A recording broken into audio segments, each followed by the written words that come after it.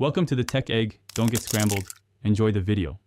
In this video, I will explain how to open your Ford Focus key fob. First, you will need a small flathead screwdriver and a fresh CR 2032 coin cell battery.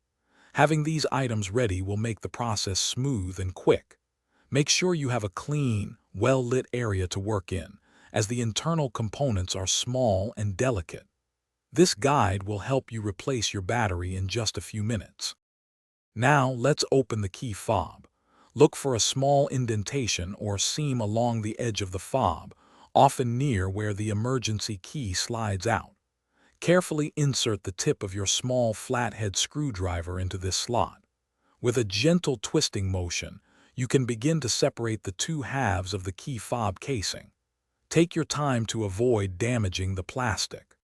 Once the key fob is open, you will see the old battery. It's typically a CR 2032 coin cell. Before removing it, pay attention to its orientation, usually with the positive side facing down. Use your screwdriver to carefully pop out the old battery.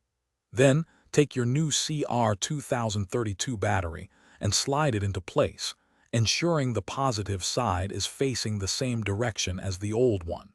It should fit snugly. With the new battery in, it's time to reassemble your key fob.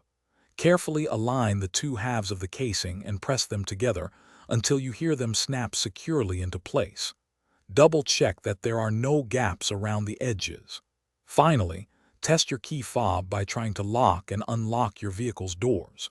Your key fob should now be fully functional and ready for use. Thanks for watching. Consider subscribing if I helped unscramble your problems.